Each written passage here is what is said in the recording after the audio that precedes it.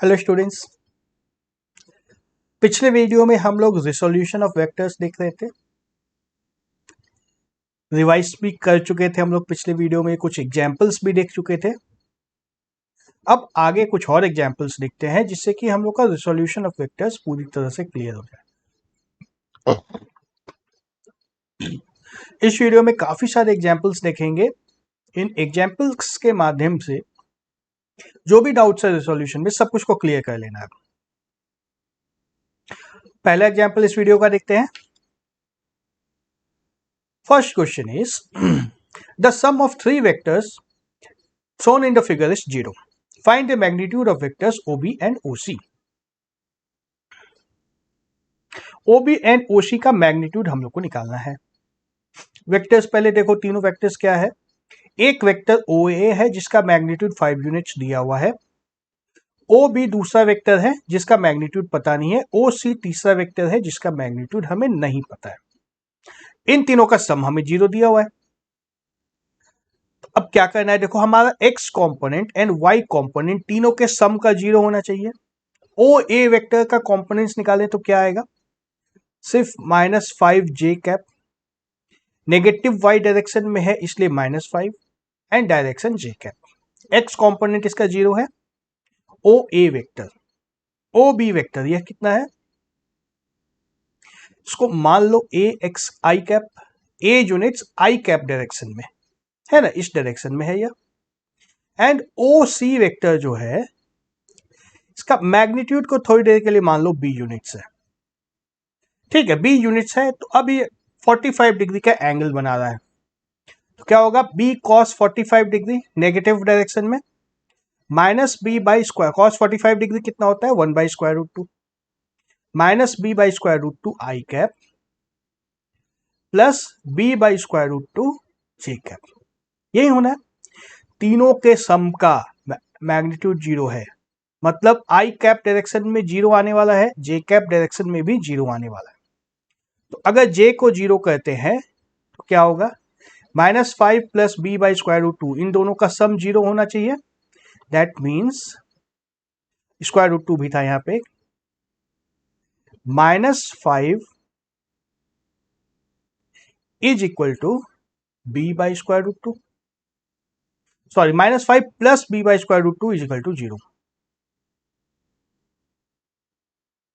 -5 plus b divide by square root 2 is equal to 0। यहां से b का magnitude आ गया, b is equal to 5 square root 2।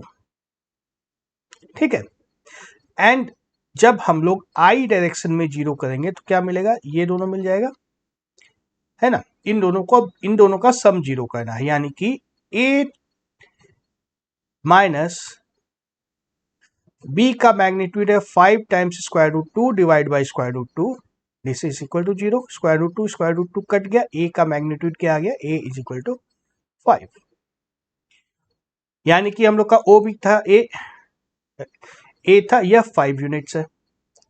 And c का magnitude क्या था, c का मैग्नीट्यूड b था, b की वैल्यू क्या आई है, 5 times square root 2।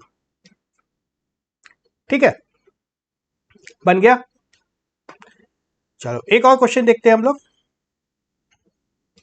The magnitude of vectors AOA, OB, OC in the figure are equal. Find the direction of OA plus OB minus OC. Simple है, OA हमें दिया है 30 degree का angle बना रहा है, OB हमें दिया है 60 डिग्री का एंगल बना रहा है, एंड OC दिया है 45 डिग्री का एंगल बना रहा है। मैग्नीट्यूड तीनों का नहीं दिया हुआ है, मैग्नीट्यूड को x मान लेते हैं। मान लो वेक्टर OA का magnitude, this is equal to OB का magnitude, this is equal to OC का मैग्नीट्यूड। ठीक है, that is equal to x। अब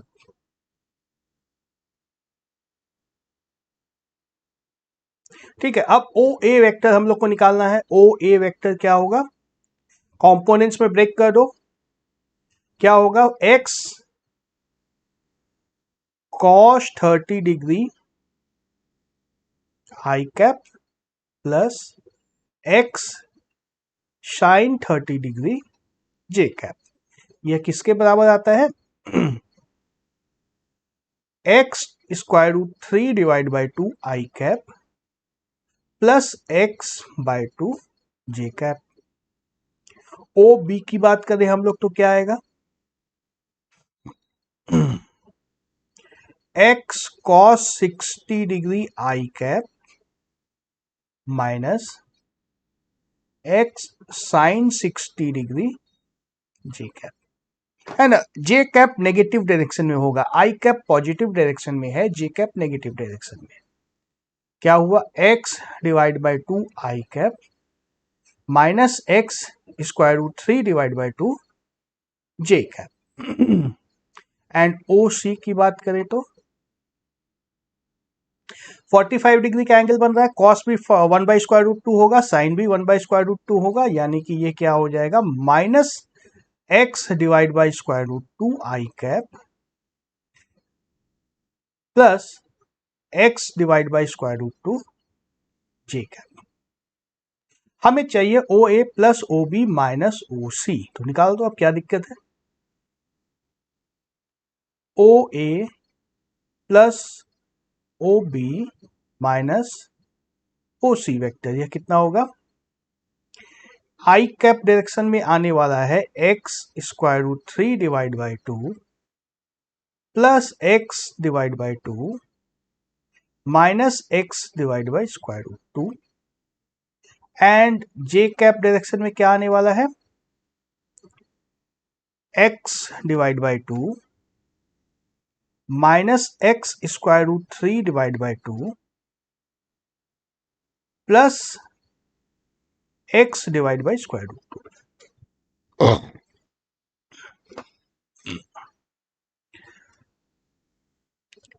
जो कि हो जाएगा, एक्स कॉमन ले लेते हैं, डिनोमिनेटर में 2 भी कॉमन ले लेते हैं, एक्स बाई 2 कॉमन ले लेते हैं, क्या बच गया, square root 3 plus 1 minus square root 2 I cap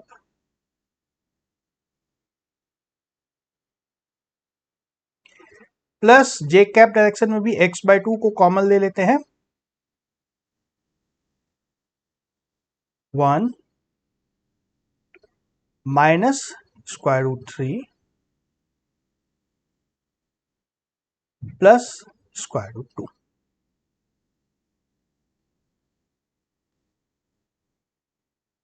ठीक है, यही हमारा डायरेक्शन है जो पूछा गया था, ओ A plus O B minus O सी का डायरेक्शन, तो डायरेक्शन इसका यही है। Okay, angle theta beta calculate करने की जरूरत नहीं है, यही डायरेक्शन हम लोग बता देंगे यहां पे जे कैप। नेक्स्ट क्वेश्चन पे आते हैं, find the resultant of three vectors O A O B O C shown in the figure, radius of the circle is R. तीनों का मैग्नीट्यूड बराबर है, रेडियस के जितना है ना, तीनों का मैग्नीट्यूड बराबर है, रेडियस को आर दिया हुआ ही है, तो ओ ए वेक्टर हम लोग का कितना होगा, R times I cap, O B vector कितना होने वाला है, R by square root 2 I cap plus R by square root 2 J cap.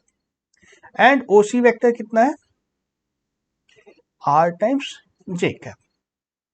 Sum कर दो, अब सम करने में तो बहुत आसान है, O A plus O B plus O C is equal to R plus R by square root 2 I cap plus R plus R by square root 2 J cap.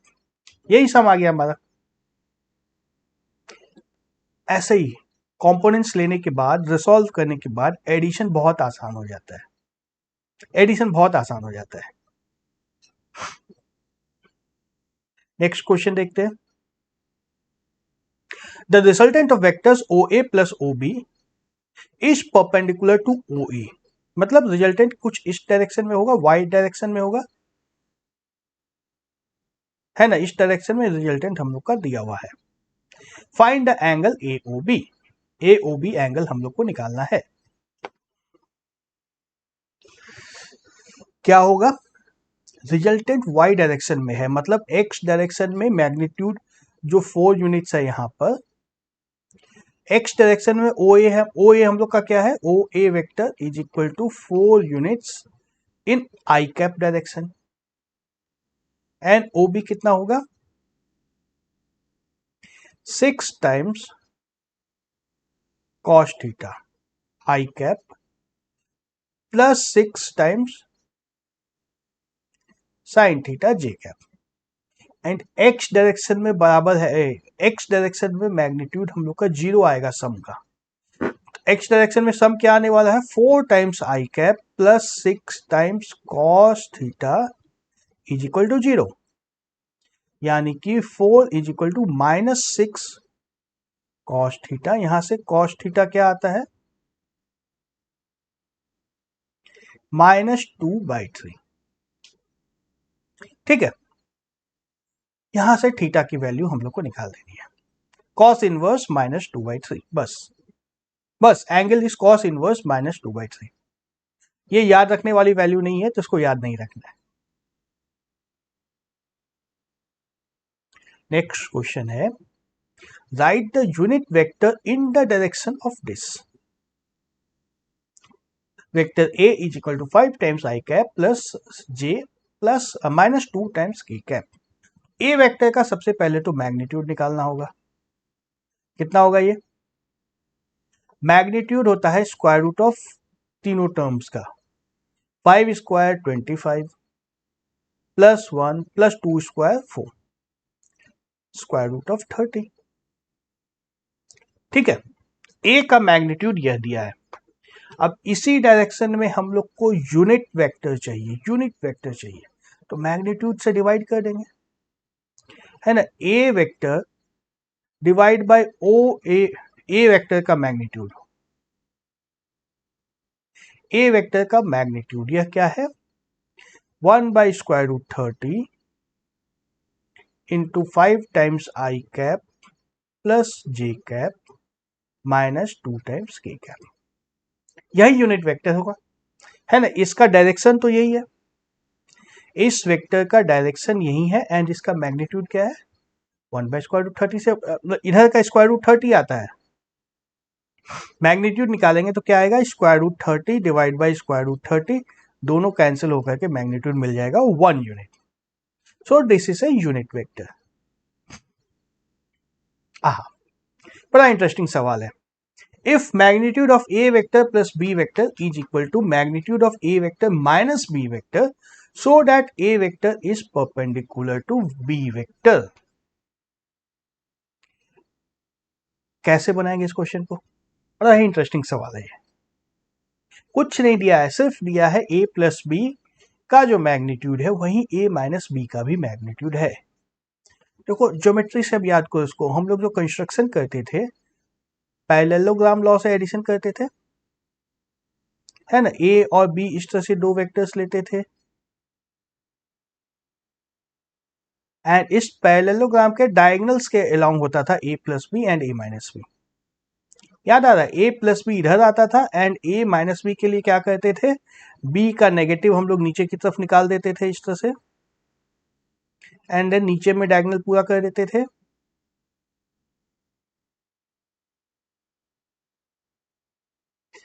यह वाला डायगोनल जो होता था यह हम लोग का a माइनस बी होता था। यह डायगोनल जो है यह इस डायगोनल के बराबर होगा, स्लाइड कर देंगे तो हमें यह डायगोनल वापस मिल जाएगा।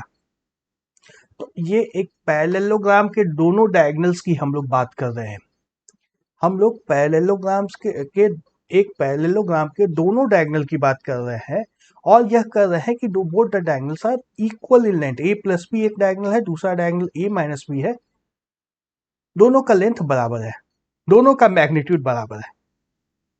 तो यहां से क्लियर कट पता चल जा रहा है कि यह तभी हो सकता है जब हमें एक रेक्टेंगल या स्क्वायर मिलेगा। जब एक रेक्टेंगल या स्क्वायर बनेगा तभी ऐसा होगा कि first diagonal this diagonal is equal to the other diagonal. ठीक है, ग्राफ से हमें बहुत ही आसानी से यह मिल गया। ग्राफ से हमें यह बहुत आसानी से मिल गया ना। चलो अब ज्योमेट्री से भी समझने की कोशिश करते हैं, ज्योमेट्री से समझने की कोशिश करते हैं हम लोग।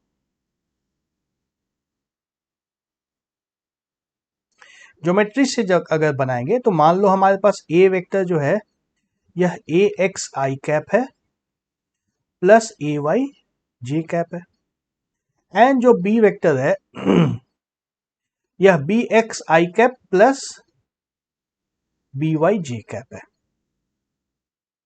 ठीक है, कोई भी हमने एजम्पशन में कोई भी कमी नहीं की है, जो था जनरल केस लिया है। ए प्लस बी और ए माइनस बी निकालना है। A vector plus B vector जो आएगा A x plus B X I cap plus A Y plus B Y B Y J cap, and A vector minus B vector जो आएगा यह क्या आएगा A x minus B X I cap plus A Y minus B Y J cap. और हमें कहा गया है कि दोनों का मैग्नीट्यूड बराबर है, दोनों का मैग्नीट्यूड बराबर है। इसका मतलब क्या है, square root of a x plus B x का स्क्वायर प्लस ए वाई माइनस बी वाई का square, this is equal to square root of a x minus B x का स्क्वायर प्लस ए वाई माइनस बी वाई का square. ठीक है, इसको simplify करेंगे तो क्या आएगा हमारे पास, देखो ए एक्स का स्क्वायर बी एक्स का स्क्वायर दोनों कैंसिल आउट हो जाएगा, 2 times a x B x plus 2 times a Y B Y, this is equal to minus 2 times a x B x minus 2 times a Y B y. यह आएगा, यह आ जाएगा simplify करके।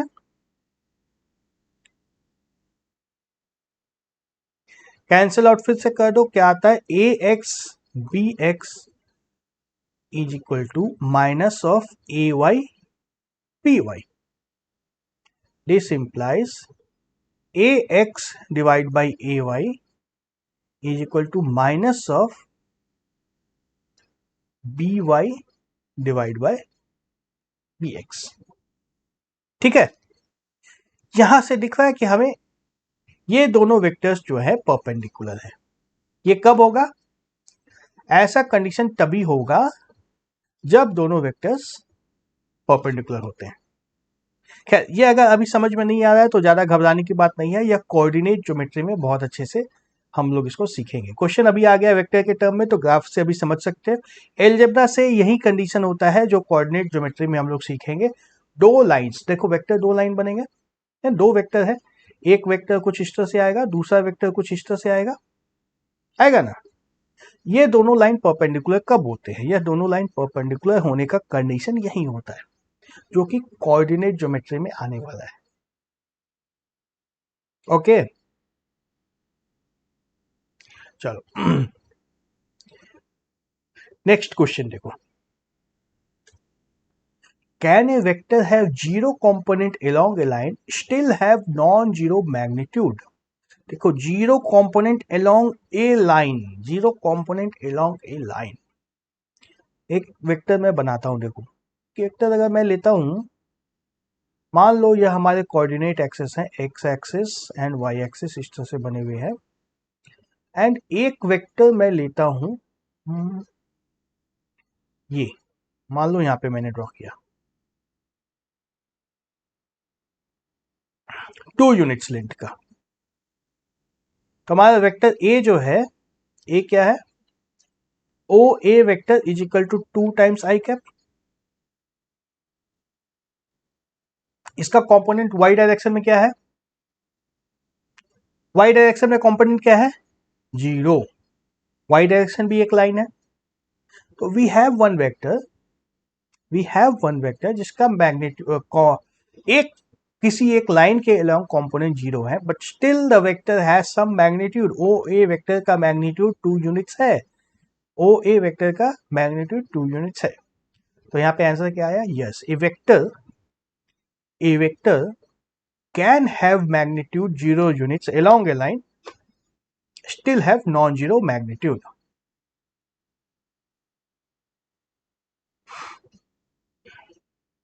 If epsilon 1 and epsilon 2 be the angles made by vector A and minus vector A with the positive x-axis, so that tan of epsilon A is equal to tan of epsilon 2. Thus, giving tan epsilon does not uniquely determine the direction of A vector. क्या question है? Question समझने के लिए पहले तो चलो एक graph बनाते हैं हम लोग, कोऑर्डिनेट एक्सेस के ऊपर प्लॉट करते हैं वेक्टर ए को एंड माइनस वेक्टर ए को।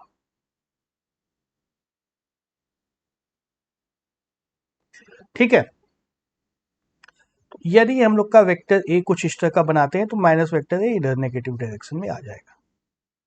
यह होगा,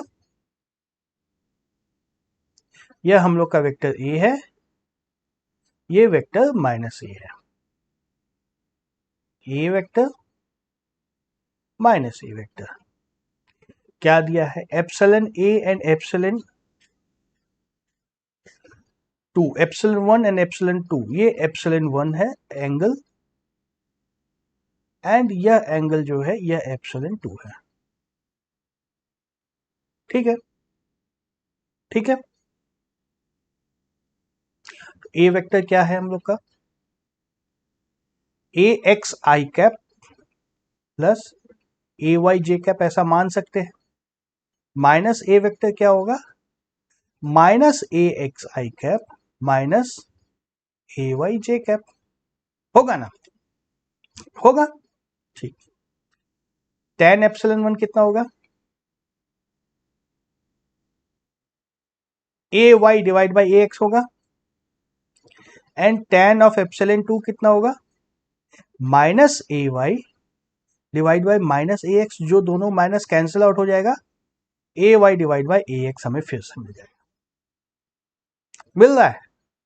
तो मतलब vector A and minus of vector A, इन दोनों के केस में tan एप्सिलॉन 1 और tan एप्सिलॉन 2 जो दोनों आया, दोनों इक्वल आ गए। ठीक है ना? तो यह स्टेटमेंट सही है। thus giving the tan epsilon does not uniquely, thus giving tan epsilon does not uniquely determine the direction of angle, direction of vector A। मतलब tan epsilon, ये एप्सिलॉन एंगल, tan epsilon जो है ना, tan epsilon 1, this can happen for angle theta also and angle theta plus pi also। दोनों case में tan बराबर होता है, दोनों केस में tan बराबर होता है। तो फिर से अब ये क्वेश्चन मैथ्स में घुसने लग गया है, ट्रिग्नोमेट्री का यह क्वेश्चन है, ट्रिग्नोमेट्री का यह क्वेश्चन है।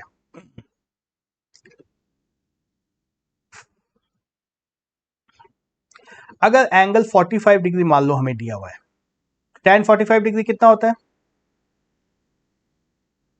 1 सबको पता है, एंड 135 डिग्री का tan निकालना है। tan 135 डिग्री कितना होगा? यह भी 1 होता है, यह भी 1 होता है। क्यों? क्योंकि साइन 135 डिग्री कितना होता है? -1 बाई स्क्वायर रूट 2 होता है, एंड cos 135 डिग्री कितना होता है? -1 बाई स्क्वायर रूट 2, यह भी होता है। दोनों -1 बाई स्क्वायर रूट 2 होता है। साइन की वैल्यू भी अलग है, कॉस की वैल्यू भी अलग है, लेकिन tan की वैल्यू मैच कर गई, tan की वैल्यू मैच कर गई। ठीक है, सेम चीज हमें ग्राफ से भी दिख रहा है, सेम चीज हमें ट्रिग्नोमेट्री से भी मिल रहा है, सेम चीज हमें एलजेब्रा से भी मिल रहा है। मैच हो रहा है, आप सब चीज देख रहे हो, ट्रिग्नोमेट्री से भी मिल रहा है, ग्राफ से भी मिल रहा है, सब कुछ एक ही होना ही है। चलो, बहुत सारे नए नए कॉन्सेप्ट इस वीडियो में हमने देख लिए हैं। सेटल डाउन, डाइजेस्ट करने की कोशिश करो सारे कॉन्सेप्ट्स को। अगले वीडियो में मैं फिर से कुछ और एग्जांपल्स की बात करूंगा। Okay, bye bye.